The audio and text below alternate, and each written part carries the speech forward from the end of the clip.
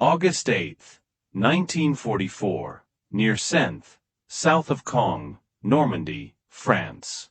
The leather of his commander's gloves creaked as Hauptmann Michael Wittmann gripped the cupola of Tiger 007, scanning the hedgerow-lined horizon through his Zeiss binoculars. His hands trembled, not from fear, but from a revelation that had been building since dawn. They keep coming, Mother of God. They never stopped coming. For 3 hours, his company of 4 Tiger tanks had destroyed Sherman after Sherman. 27 burning hulks littered the fields around the Confels Road. Each Tiger had claimed at least 6 kills. By every measure of tactical combat he had learned at the Panzertruppenschule, they were winning decisively. The exchange ratio was magnificent, nearly 7-to-1. Yet through his binoculars, Wittmann counted 48 more Shermans advancing from 3 different directions: fresh units, unblooded crews, full ammunition racks. Behind them, columns of dust suggested dozens more approaching. His 4 Tigers had perhaps 12 rounds of armor-piercing ammunition left between them. No fuel for major maneuvers, no reserves coming. The mathematics of annihilation were being written not in individual tank battles, but in production statistics that rendered tactical brilliance irrelevant. What Wittmann was witnessing, what every German tank commander would witness across every front, was not a battle, but a demonstration of industrial arithmetic that would crush the Wehrmacht beneath sheer mass. Within minutes, Michael Wittmann would be dead, his legendary Tiger destroyed by either a Sherman Firefly of the 1st Northamptonshire Yeomanry or Canadian forces. Historians still debate which, but his final radio transmission logged at 1,247 hours would capture the despair of every German tanker who faced American production, ammunition exhausted, enemy unlimited.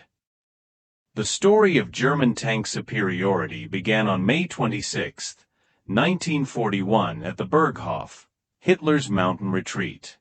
Ferdinand Porsche and Henschel and Son presented their prototypes for what would become the Tiger tank. Hitler, mesmerized by the massive 88mm gun and armor that no Allied tank could penetrate, immediately ordered production.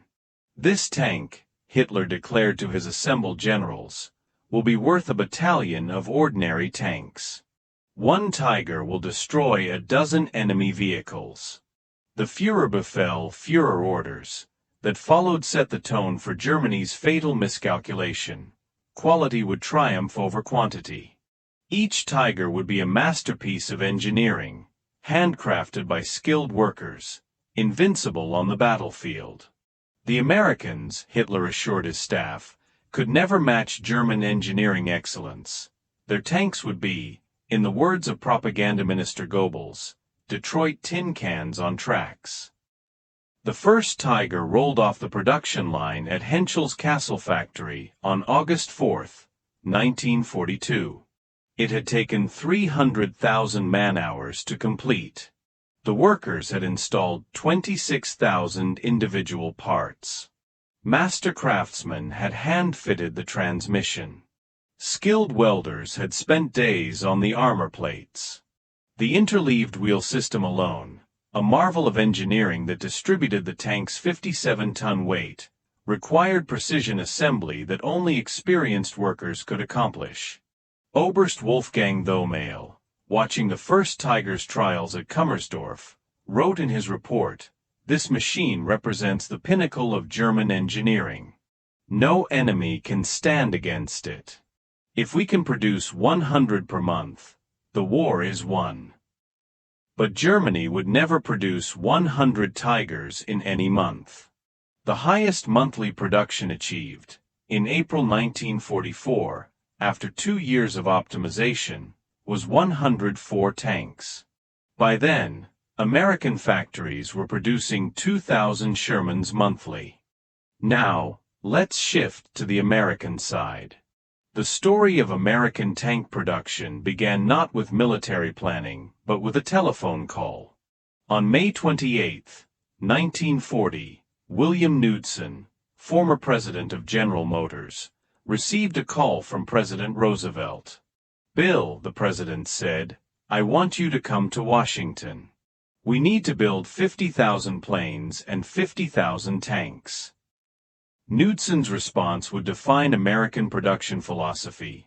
"Mr. President, we can't build the best planes and tanks, but we can build the most planes and tanks, and we can build them so that any kid from Iowa can fix them with a wrench and a screwdriver." The Sherman tank emerged from this philosophy. At a design meeting at Aberdeen Proving Ground on August 31, 1940, Army Ordnance presented requirements that horrified traditional military engineers but delighted Detroit production experts. Simple enough for inexperienced workers to build, parts interchangeable between all variants, engines that could run on multiple fuel types, armor plates that could be welded rather than precisely fitted, tracks that a crew could replace in field conditions, a turret ring wide enough to accept future upgrades. Major General Gladion Barnes, head of Army Ordnance, told the assembled contractors, "I don't want a perfect tank. I want a good enough tank that we can build 1,000 of them for every 100 the Germans build. Make it reliable, make it fixable, and make it by the tens of thousands." Here's the thing. The contrast between German and American production philosophy became evident in the factories themselves. At Henschel's Castle plant, 9,000 skilled workers labored to produce Tigers. The factory floor looked like a medieval guild workshop scaled to industrial size. Master craftsmen supervised apprentices. Each tank was essentially hand-built. Workers signed their names on completed components, taking personal pride in their craftsmanship. Unteroffizier Franz Leichhardt, who worked at the Castle plant before being drafted, later recalled, "We spent 3 days just on the final drive assembly. Every gear was checked with micrometers. Every weld was inspected 3 times. We painted identification numbers by hand. It was not mass production. It was art." Meanwhile, at Chrysler's Detroit Tank Arsenal, opened on September 15, 1941, the reality was radically different. The factory covered 1.25 million square feet, larger than all German tank factories combined. Instead of master craftsmen, the workforce consisted of former automobile workers, housewives, teenagers, and anyone who could learn to operate a riveting gun or welding torch. Rose Woolman Rowe, who would become Rosie the Riveter, worked on Sherman production at the Arsenal. She later described the experience, "I'd never seen a tank before I started building them. They gave us 2 days of training, then put us on the line. Everything was broken down into simple steps. I'd weld one seam, the tank would move, someone else would weld the next. We'd finish a tank in 4 hours." The Detroit Tank Arsenal achieved something German engineers considered impossible: assembly line production of tanks. Adapting techniques from automobile manufacturing, Chrysler engineers broke the Sherman into modular components. Sub-assemblies were built on parallel lines, then brought together for final assembly. The entire process from raw steel to completed tank took 48 hours. By December 1942, the production statistics were already telling a story that German commanders refused to believe. The Detroit Tank Arsenal alone was producing 896 Shermans per month, more than double what many German intelligence reports suggested. Across America, 11 factories were building Shermans: Detroit Tank Arsenal, Chrysler, 896 monthly; Grand Blanc Tank Arsenal, Fisher Body, 385 monthly; Lima Locomotive Works, 165 monthly; Pressed Steel Car Company, 320 monthly; Pacific Car and Foundry, 280 monthly; Federal Machine and Welder, 240 monthly; American Locomotive Company, 310 monthly; Baldwin Locomotive Works, 205 monthly; Pullman Standard Car Company $385 monthly, Montreal Locomotive Works, Canada, $180 monthly, Angus Shops, Canada, $145 monthly. Total monthly production by December 1942? Approximately 3,500 Sherman tanks. German monthly Tiger production, same period? 34 tanks. The ratio was already 103:1. General Major Heinz Guderian, Inspector General of Panzer Troops, received these figures through intelligence reports in January 1943. His diary entry was succinct: "If these numbers are even half true, we have already lost the war." The production disparity created a cascade of secondary effects that multiplied American advantages. With thousands of Shermans available, American tank crews trained on actual tanks. At Fort Knox, Kentucky, the Armored Force School had hundreds of Shermans dedicated solely to training. Crews spent 12 weeks learning every aspect of their vehicle. They fired thousands of rounds in gunnery practice. They drove hundreds of miles. They performed maintenance until they could replace any component blindfolded. Private First Class Clarence Smoyer, training at Fort Knox in 1943, later recalled, "We beat the hell out of those training tanks. Drove them till they broke, fixed them, drove them again. By the time we shipped out, I knew that tank better than my family's farm tractor. Every sound it made, what it meant, every tool needed for every job." In Germany, Tiger tank training told a different story. With total production barely exceeding 100 tanks per month at peak, training vehicles were virtually non-existent. The Panzertruppenschule at Putlos had exactly 4 Tigers for training purposes, 4 tanks to train crews for every Tiger unit in the Wehrmacht. Gerfried Kurt Kleen, assigned to Schwer Panzerabteilung 503, described his training: "We had 3 days in an actual Tiger. 3 days. We spent most of our training studying diagrams and sitting in wooden mock-ups. When we finally received our company Tigers in Russia, half the crew had never started a Maybach engine." The complexity disparity compounded the problem. A Sherman tank had 15,000 parts and required 50 different tools for field maintenance. A Tiger had 26,000 parts and required 230 specialized tools. American crews could be trained to basic competence in 4 weeks. German Tiger crews needed 3 months to reach minimal proficiency, time the Wehrmacht didn't have. D-Day, June 6, 1944, marked the beginning of the mathematical demonstration that would devastate German armored forces. The Allies landed with 4,000 tanks, mostly Shermans, with 8,000 more waiting in England for transport. Against this, Germany had assembled its best, 1,347 Tigers produced in total since 1942, of which approximately 430 were operational on all fronts combined. In Normandy itself, the Germans could muster just 102 Tigers. SS Obersturmführer Michael Wittmann of Schwer SS Panzerabteilung 101 witnessed the reality on June 7 near Cannes. "We destroyed 8 Shermans in the morning engagement. By afternoon, 16 more had taken their place. We destroyed 6 of those.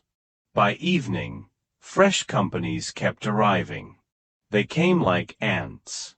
You could step on dozens, hundreds, thousands more were behind them."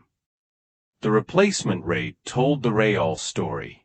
When America lost a Sherman, a new one arrived from England within 48 hours. The replacement system, organized by Colonel Joseph Gillam, maintained a reserve of 2,300 Shermans in British depots. Damaged tanks were either repaired within hours by mobile workshops or simply abandoned for new vehicles. When Germany lost a Tiger, replacement took weeks or months, if it came at all. Each Tiger required special railway cars for transport. The journey from Germany to Normandy took 5 days under optimal conditions. Allied air attacks often extended this to weeks. Of 45 Tigers dispatched to Normandy in June 1944, only 17 arrived intact. June 13, 1944, provided the perfect microscope for examining the production war. Michael Wittmann's action at Villers-Bocage has been celebrated as the pinnacle of German tank warfare. In roughly 15 minutes, tanks under Wittmann's command destroyed 14 tanks, 15 personnel carriers, and 2 anti-tank guns of the British 7th Armoured Division. Though historians debate whether all kills were Wittmann's personally or included his entire company's achievements, German propaganda proclaimed it as proof of Aryan superiority and Tiger invincibility. What they didn't report was the aftermath. Within 72 hours, the British 7th Armoured Division had received complete replacement of all lost vehicles from depot stocks. Wittmann's Tiger Company, which lost 3 Tigers in the subsequent fighting, would not receive replacements for 6 weeks. Lieutenant Colonel John Cloudsley Thompson of the 7th Armored later wrote, "Wittmann was brilliant, no doubt. But brilliance is exhaustible. Industrial production is not. He could destroy our tanks faster than we could brew tea, but we could replace our tanks faster than he could reload."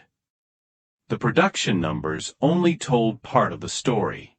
Each Sherman required a supply chain that delivered 150 gallons of fuel, replenished every 100 miles, 104 rounds of ammunition, basic load, 30 gallons of oil and lubricants, spare track blocks, road wheels and filters, plus food and supplies for 5 crew members. American logistics delivered this without fail. The Red Ball Express, operating from August to November 1944, employed 6,000 trucks running continuously from Normandy beaches to the front lines. In a single day, August 29, 1944, the Red Ball delivered 12,342 tons of supplies, 800,000 gallons of fuel, 3,000 tons of ammunition, supplies for 28 divisions. Each Tiger required 650 gallons of fuel, replenished every 60 miles, 92 rounds of ammunition, basic load, 100 gallons of oil and lubricants, specialized spare parts manufactured only in Germany, and premium fuel that became increasingly scarce. German logistics crumbled under the weight. A Tiger battalion moving 100 miles required 40,000 gallons of fuel, more than most German depots contained. The specialized Maybach HL-230P45 engine required high-octane fuel that Germany could barely produce. By late 1944, Tiger units were often immobilized not by enemy action, but by empty fuel tanks. Hauptmann Wolfgang Schlick of Schwer Panzerabteilung 506 reported in August 1944, "We have 6 operational Tigers but fuel for perhaps 30 kilometers. The Americans pass our hidden positions in endless columns. We dare not engage. We would destroy a dozen, 2 dozen, and then sit helpless as the 100 behind them crushed us." Sherman tanks were designed for maintenance by conscripts with basic training. The entire transmission could be replaced in 4 hours. Track replacement took 90 minutes. Engine swaps required 6 hours. Every part was accessible without removing other components. The sloped armor that critics claimed was inferior to Tiger's thick vertical plates had an advantage. Damaged plates could be cut off and welded on by any competent welder. Technical Sergeant Robert Early, maintenance chief for the 3rd Armored Division, explained, "The Sherman was like a farm tractor with armor. Any kid who'd worked on his dad's John Deere could figure it out. We had replacement everything: engines, transmissions, turrets, tracks. Something broke, unbolt it, bolt on a new one. We'd have a knocked-out Sherman running again before the Germans finished diagnosing what was wrong with their Tiger. Tiger maintenance was a nightmare of complexity. The interleaved wheel system, brilliant for weight distribution, required removing up to 9 wheels to replace one damaged inner wheel, a 12-hour job under ideal conditions. The transmission, a masterpiece of engineering with 8 forward gears, required specialized tools and trained mechanics for any serious repair. The Maybach engine, powerful but temperamental, needed constant adjustment. Feldwebel Hans Bauer, Tiger mechanic with Schwerpanzerabteilung 502, described the reality. In Russia, we had a Tiger with transmission damage. The replacement transmission was in Germany. It took 3 weeks to arrive. Installing it required removing the turret. We needed a 15-ton crane. No crane was available. The Tiger sat useless for 2 months while Shermans passed us every day. By mid-1944, the mathematics of production had created a cascading crisis Germany couldn't solve. Each Tiger required a crew of 5 highly trained specialists: commander, minimum 6 months training; gunner, 4 months specialized training; loader, 2 months training; driver, 4 months training on heavy tanks; radio operator/hull gunner, 3 months training. Training a complete Tiger crew properly required 19 man-months of instruction. Germany was losing Tiger crews faster than they could be trained. When Tiger 007 was destroyed near Senth on August 8, 1944, killing Michael Wittmann and his crew, Germany lost 60 man-months of irreplaceable training and years of combat experience.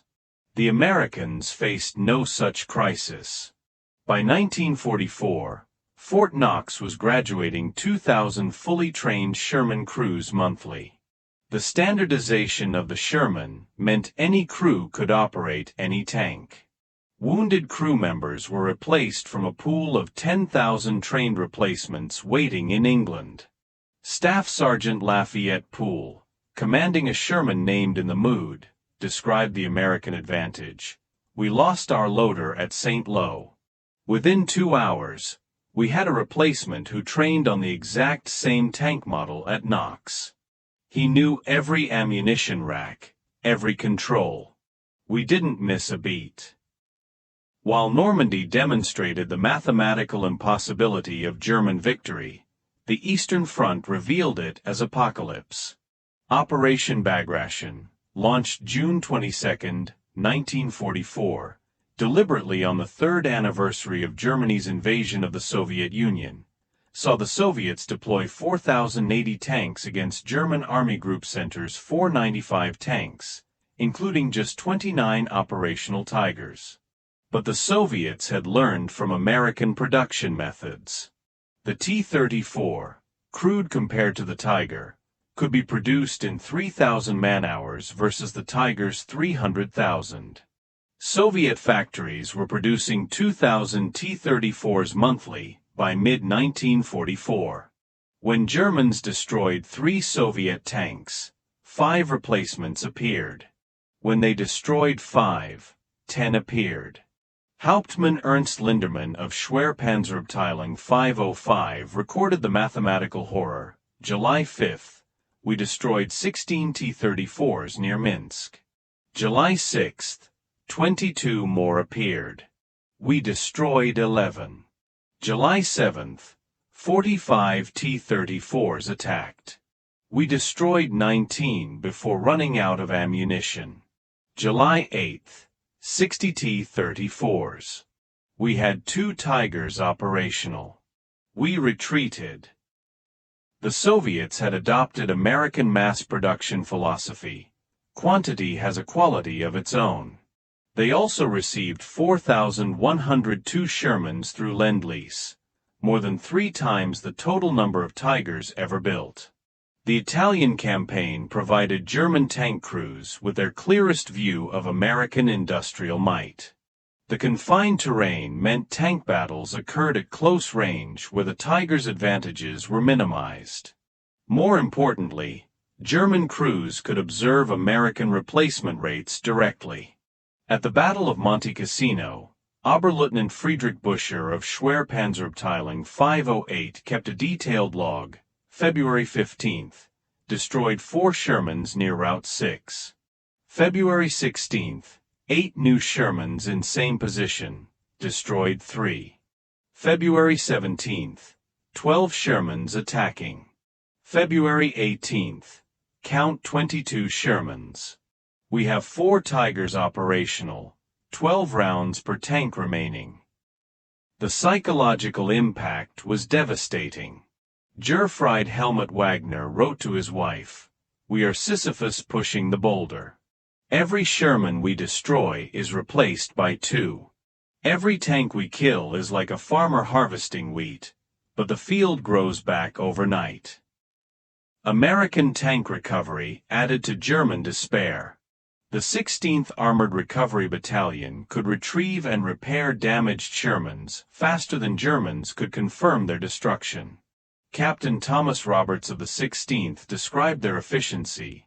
"We'd hook a Sherman that caught fire in the morning, have it back to depot by noon, repaired by evening, and back in action the next morning.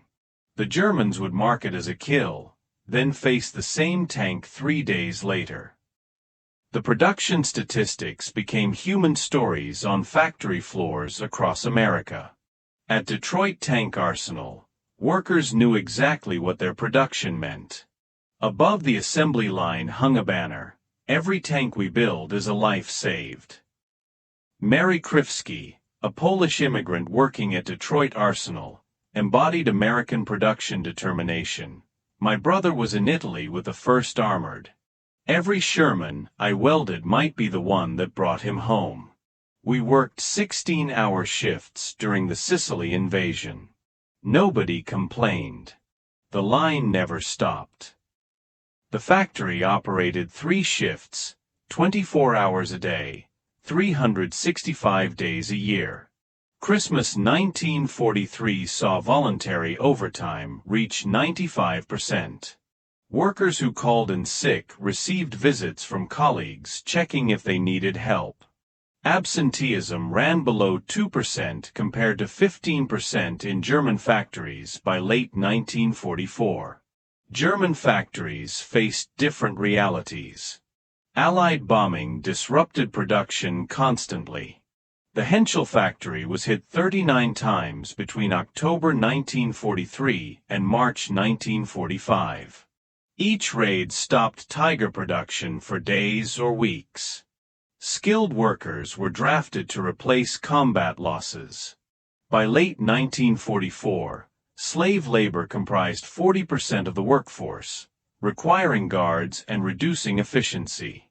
Friedrich Müller, German factory inspector, reported in November 1944, "Kassel factory produces 8 Tigers this month." 8. Americans produce this many in 4 hours. We use slave labor that sabotages production. They use free workers racing to build more. We cannot win this arithmetic. Sherman tanks ran on regular gasoline. Any octane from 70 to 85 worked fine. The radial aircraft engine was forgiving, reliable, and could burn almost anything flammable in an emergency. American fuel supply was unlimited. Texas alone produced 100 million barrels of oil in 1944. Standard Oil refined 2 billion gallons of gasoline monthly. Tigers required premium fuel, at least 87 octane, for the Maybach engine to function properly. Germany's synthetic fuel plants, primarily using coal liquefaction, produced inferior fuel that damaged engines. By late 1944, fuel allocation for training was eliminated. New Tiger crews arrived at units without ever having driven their tanks. The fuel consumption differential was staggering. A Tiger consumed 2.75 gallons per mile on roads, 5.5 gallons per mile cross-country. A Sherman consumed 0.5 gallons per mile on roads, 1.2 gallons cross-country. Moving a Tiger Company 100 miles required 15,000 gallons of fuel. Moving a Sherman Company the same distance required 3,000 gallons. Oberst von Westphalen, commanding Schwer SS Panzerabteilung 101, reported the impossible situation, December 16, start of our Ardennes offensive. My Tigers have fuel for perhaps 60 kilometers. The objectives are 200 kilometers distant. We are told to capture American fuel. How do we reach American fuel without fuel? This is madness built on desperation. The Battle of the Bulge, December 1944, provided the final mathematical proof of German defeat. Hitler assembled his last reserve, 450 tanks, including 69 precious King Tigers, for Operation Watch on the Rhine. Against this, Americans could deploy 8,000 tanks in the European theater with 6,000 more in reserve or training in the United States. The initial German success seemed to validate quality over quantity. King Tigers of Schwer SS Panzerabteilung 501 destroyed Shermans at ranges exceeding 2,000 meters. Individual Tigers claimed dozens of kills.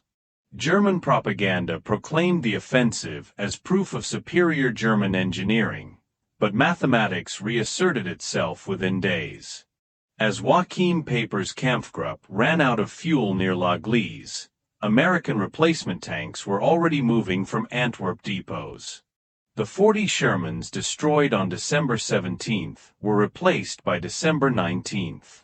The 60 destroyed on December 18 were replaced by December 20. General George Patton's Third Army turned north with 350 Shermans on December 22. Within 48 hours, despite losing 88 tanks to German fire, Patton had 400 operational Shermans. Replacement vehicles had exceeded losses. Meanwhile, Paper had abandoned all his Tigers for lack of fuel, destroying them to prevent capture. March 6, 1945, provided history with the most filmed tank duel of the war, a Pershing versus Panther fight at Cologne Cathedral. But 500 meters away sat a more telling scene that cameras didn't capture. 11 knocked-out Shermans around the cathedral square, destroyed by a single Panther over 2 days. Yet within 24 hours, 15 new Shermans had occupied the square. The Panther, damaged and out of ammunition, was abandoned by its crew.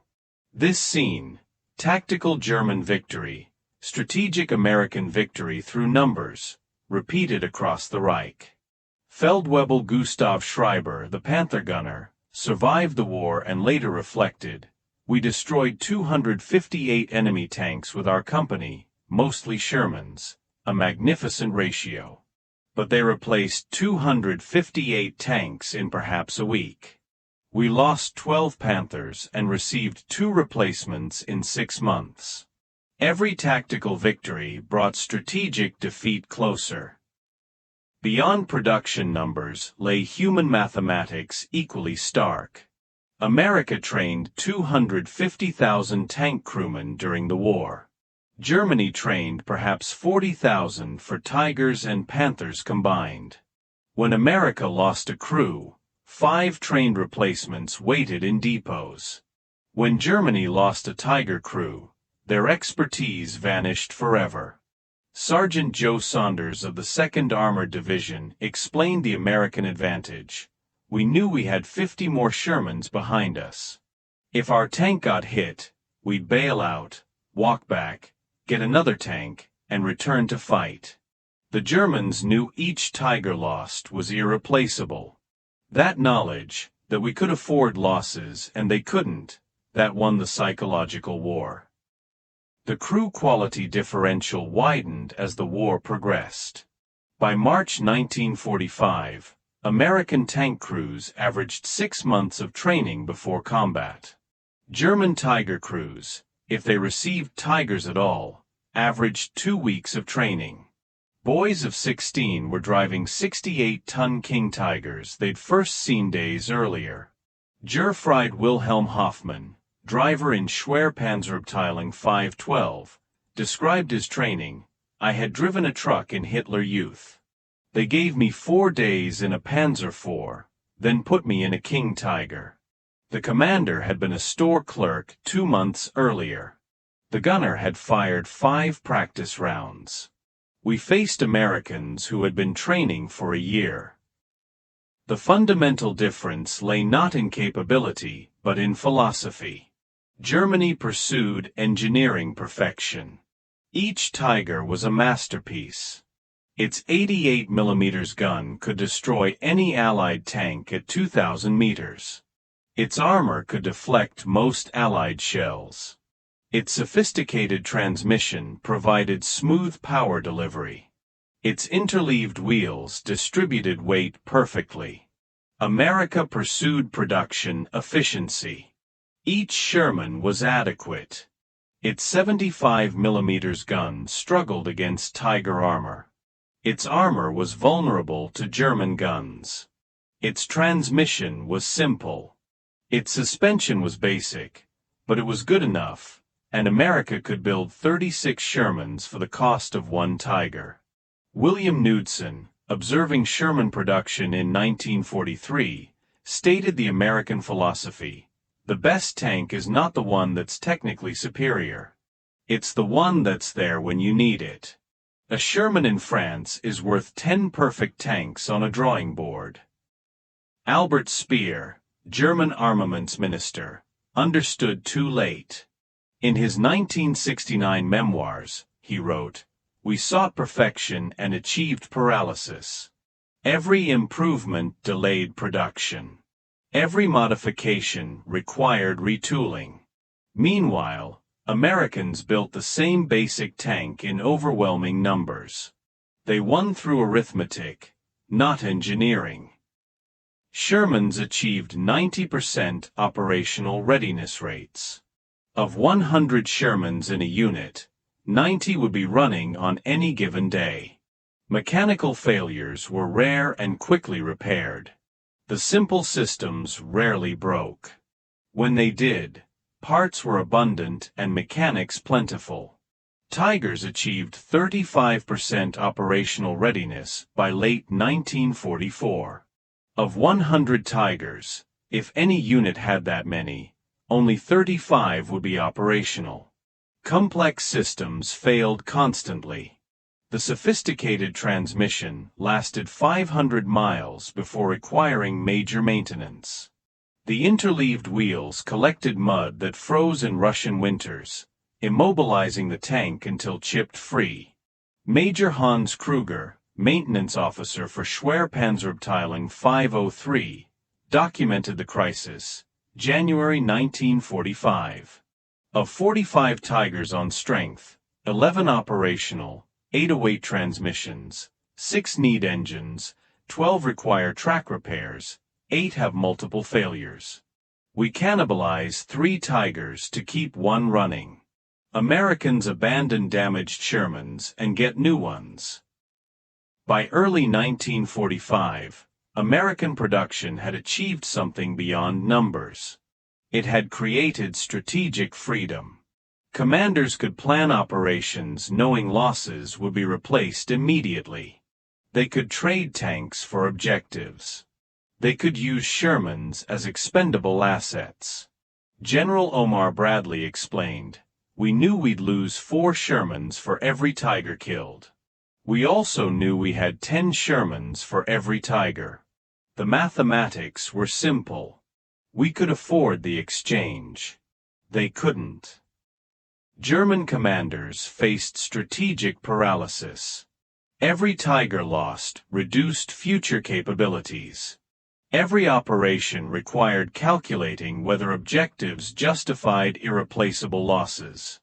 By March 1945, standing orders prohibited Tiger units from engaging unless absolutely necessary.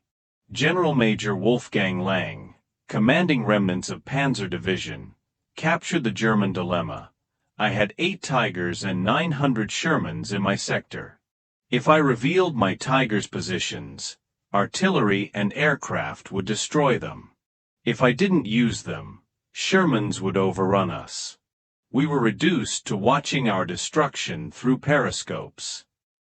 When Germany surrendered on May 8, 1945, the production tallies told the complete story. German production, Tiger I 1347 produced August 1942 to August 1944, Tiger II King Tiger 489 to 492 produced January 1944 to March 1945.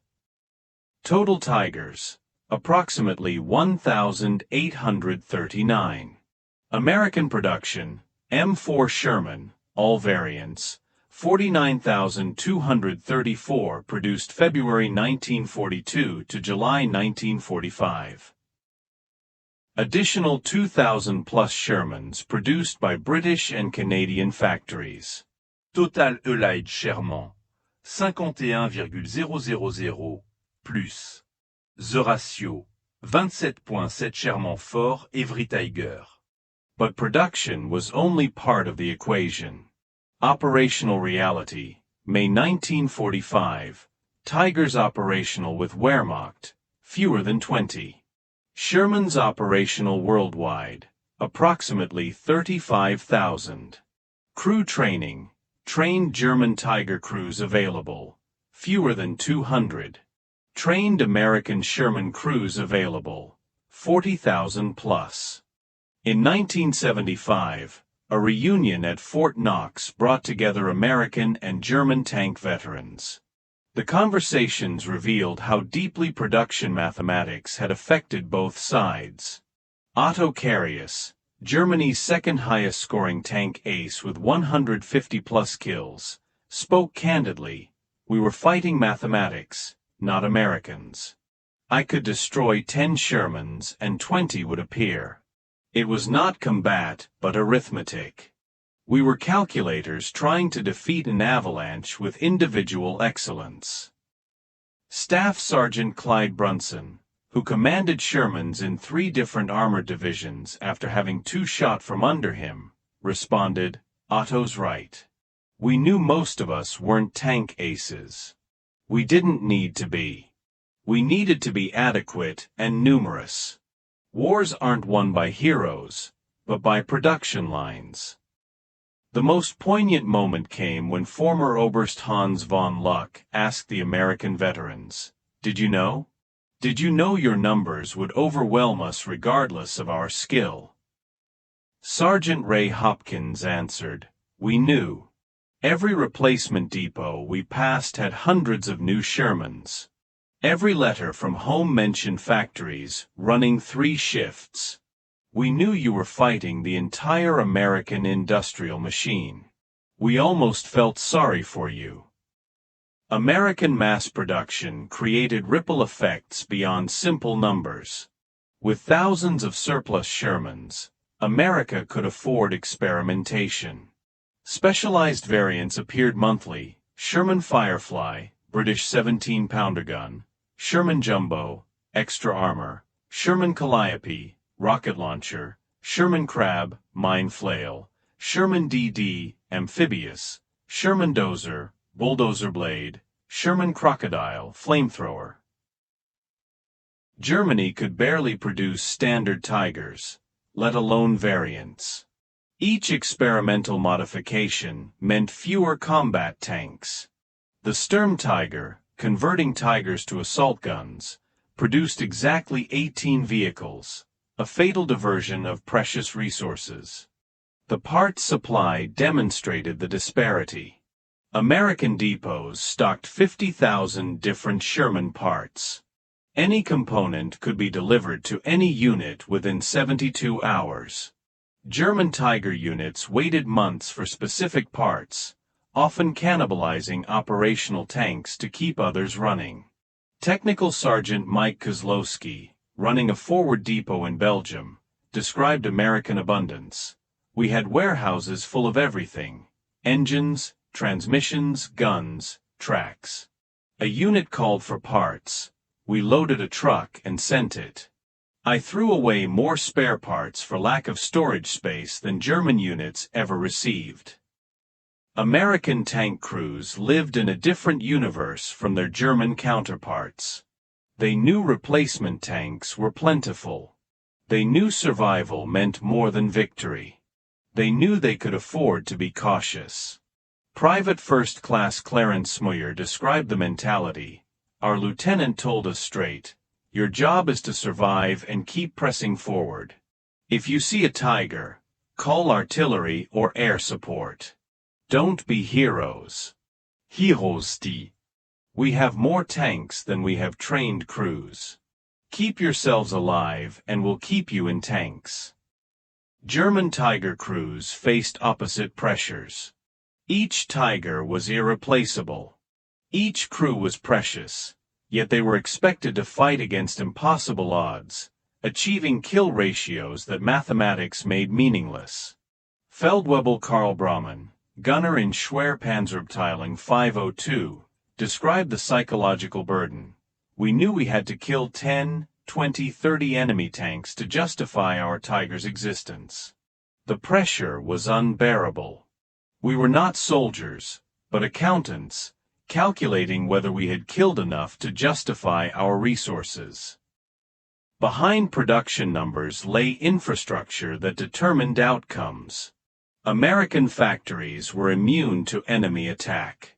Detroit, Chicago, Pittsburgh, all produced at maximum capacity without fear of bombing. Workers arrived rested, fed, and motivated. Materials flowed without interruption.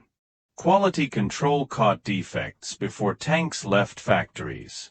German factories operated under constant threat. The Henschel works in Kassel was bombed 39 times.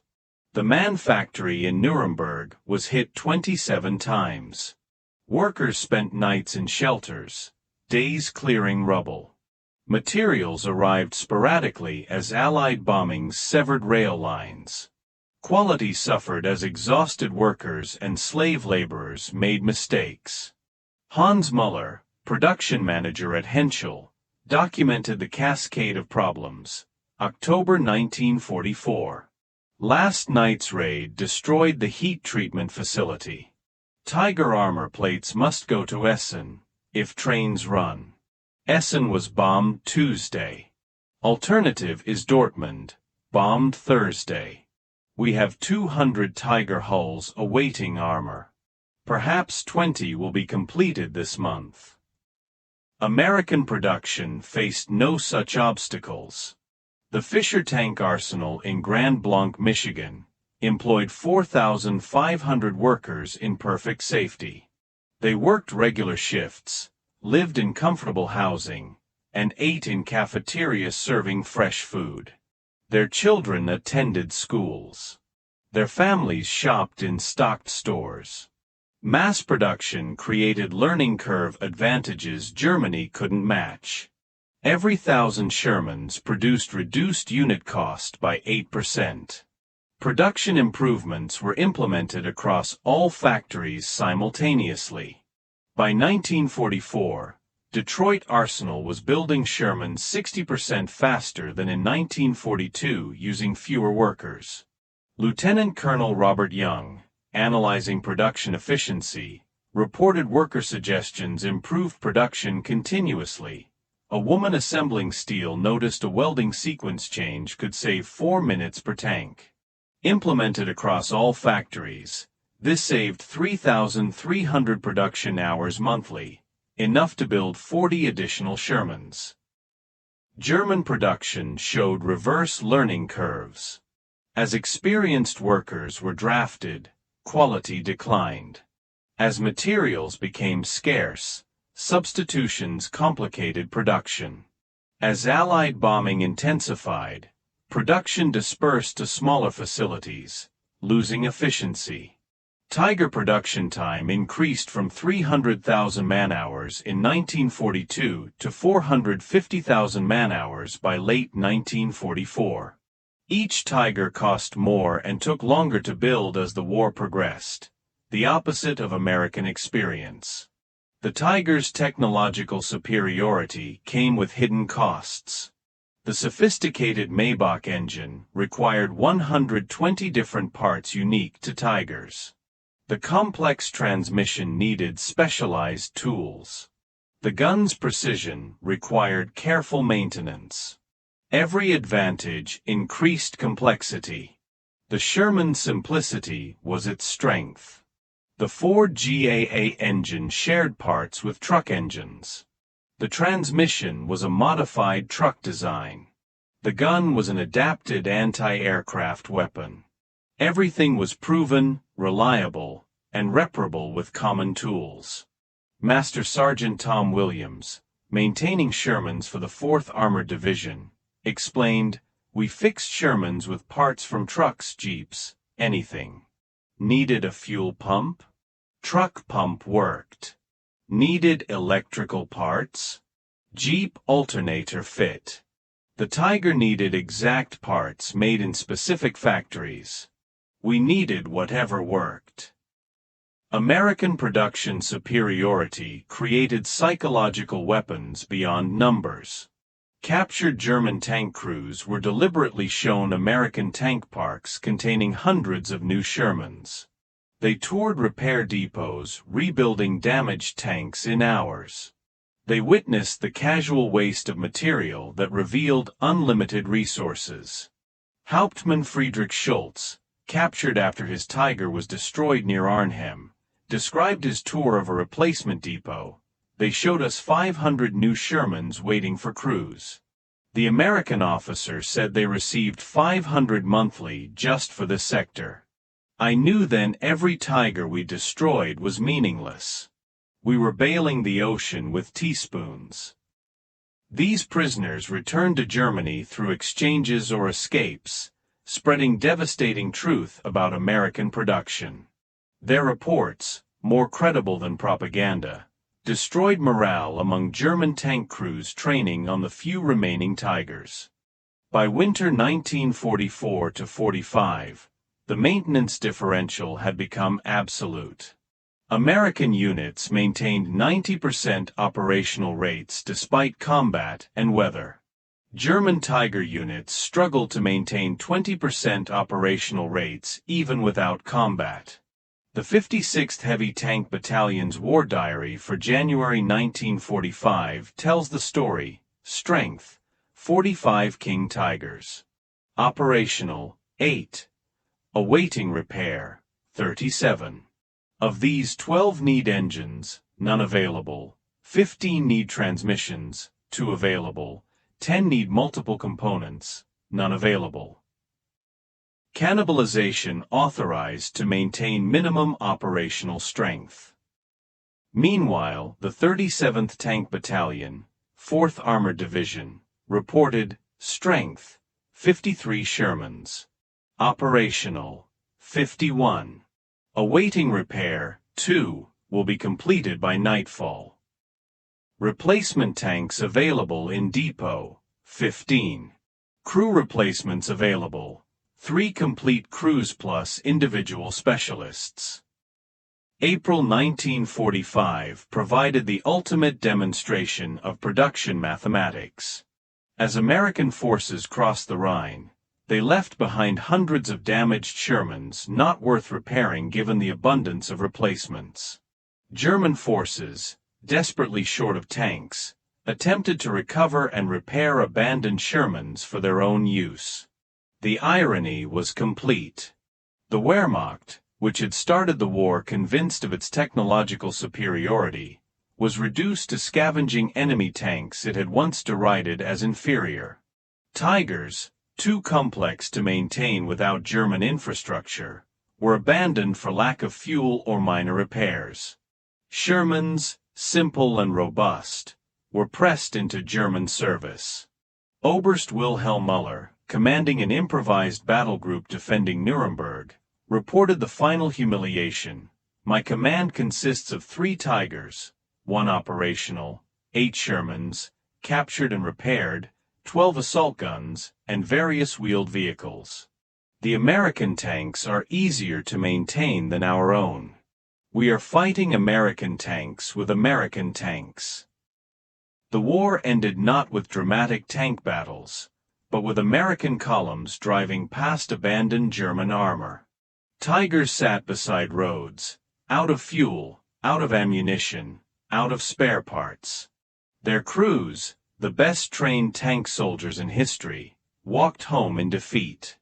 Sherman columns rolled through Germany, each lost tank immediately replaced from the endless stream flowing from Atlantic ports. Their crews, adequately trained and utterly confident in their supply chain, barely paused to acknowledge the abandoned German giants. General Dwight Eisenhower, touring defeated Germany, observed, "We did not defeat German tanks. We defeated German production." Every Tiger was a tactical victory that cost them strategic capability. Every Sherman we lost was replaced before they finished counting their kills. The final accounting revealed the true mathematics of victory. Production speed Tiger, 300,000 to 450,000 man-hours per tank, Sherman, 17,000 to 48,000 man-hours per tank. Ratio, 1 Tiger's production time equals 6 to 26 Shermans. Cost analysis, Tiger, 250,000 to 300,000 Reichsmarks, 1945 values, Sherman, 44,556 to $64,455, August 1945 official U.S. Army catalog prices. Fuel consumption Tiger, 2.75 gallons per mile road, Sherman, 0.5 gallons per mile road. Ratio, 1 Tiger's fuel consumption equals 5.5 Shermans. Maintenance requirements, Tiger, 10 hours maintenance per 1 hour operation, Sherman, 1 hour maintenance per 10 hours operation. Ratio. 1 Tiger S maintenance égale 100 Sherman. Training time, Tiger crew, 19 man-months minimum, Sherman crew, 5 man-months standard. Ratio. 1 Tiger crew training time égale 4 Sherman crews. Post-war analysis by both American and German officers reached the same conclusions. The Tiger was possibly the best tank of World War II in terms of individual capability. The Sherman was adequate at best in tank versus tank combat, but wars are not won by individual excellence. They are won by systemic superiority. Colonel Robert Cameron, writing the official U.S. Army history, concluded, "The Sherman succeeded not despite its mediocrity, but because of it. Its simplicity enabled mass production. Its reliability enabled continuous operations. Its standardization enabled instant replacement. The Tiger failed not despite its excellence, but because of it. Its complexity prevented mass production. Its temperamental nature reduced operational readiness. Its uniqueness prevented replacement." General Major Friedrich von Mellenthin, analyzing German defeat, wrote more succinctly, "We built 1,347 Tigers. They built 49,234 Shermans. Everything else is commentary." Behind the production numbers lay human costs that revealed the true price of the German quality over quantity philosophy. Tiger crews, knowing their tanks were irreplaceable, fought to the death rather than abandon them. Of approximately 8,000 German Tiger crewmen, fewer than 2,000 survived the war, a 75% casualty rate. Sherman crews, knowing replacement tanks were plentiful, readily abandoned damaged vehicles. Of approximately 250,000 American tank crewmen trained, 6,500 died in combat, a 2.6% casualty rate. The production philosophy that seemed to value machines over men actually saved lives through abundance. Sergeant John Irwin, who had 3 Shermans shot from under him, explained the American advantage. We were taught that tanks were expendable, crews were not. Buy out fast, walk back, get another tank. The Germans fought like their tigers were made of gold, because to them they were. They died trying to save machines. We lived by abandoning them. The production battle between Tigers and Shermans established principles that shaped post-war military thinking. The United States had proven that industrial capacity was the ultimate weapon. The ability to produce, supply, and replace equipment faster than enemies could destroy it negated tactical disadvantages. The Soviet Union, observing American success, adopted similar mass production strategies for the Cold War. The T-54/55 became the most produced tank in history with over 100,000 built, double Sherman production. Simplicity, reliability, and numbers became the hallmarks of Soviet armor doctrine. Germany, learning from defeat, abandoned complex perfection for practical sufficiency. The post-war Leopard tanks emphasized reliability and ease of maintenance over maximum capability. German industry, rebuilt on American production principles learned during occupation, became Europe's manufacturing powerhouse. At the 1985 Fort Knox reunion, veterans from both sides rendered their final verdict on the Tiger versus Sherman debate. Otto Carius, the German tank ace, provided perhaps the most honest assessment. The Tiger was a masterpiece. In a tournament of single combat, it would defeat any tank of the war. But wars are not tournaments. The Sherman was a tool of industry, and industry won the war. We killed Shermans like cutting grass, but the grass grew faster than we could cut. That is not a failure of the Tiger or success of the Sherman. It is the reality of industrial warfare. Sergeant Wardell Henderson, who commanded 5 different Shermans through France and Germany, added the American perspective. I never wanted to face a Tiger. 1-on-1, we'd lose every time, but we never fought 1-on-1. We fought 5-on-1, 10-on-1, with artillery support and air cover and replacement tanks waiting. The Tiger was the better tank. The Sherman was the winner's tank. I'd rather be a winner in a Sherman than a dead hero in a Tiger. Today, restored Tigers command millions at auction. Only 7 running Tigers exist worldwide. Restored Shermans sell for tens of thousands. Hundreds still run on every continent. Even in preservation, the production differential persists. At the Patton Museum, Fort Knox, a Tiger Eye sits beside an M4A3 Sherman. The placard reads, Tiger Eye, one of 1,347 produced. This tank destroyed an estimated 40 Allied vehicles. Sherman M4A3, one of 49,234 produced. Tanks of this type liberated Europe. The mathematics of victory could not be more clearly stated. In 1989, Friedrich Schultz, former Tiger commander, returned to Normandy for the 45th anniversary of D-Day. Standing in the American cemetery above Omaha Beach, he spoke to assembled veterans. We came with the world's best tanks, convinced of our superiority. You came with good enough tanks and overwhelming numbers. We fought with excellence.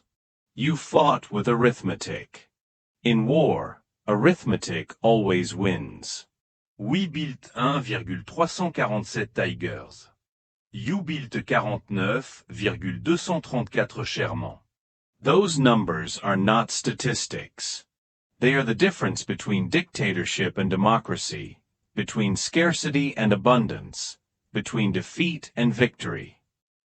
The crowd, American, British, Canadian, and German veterans, stood in silence.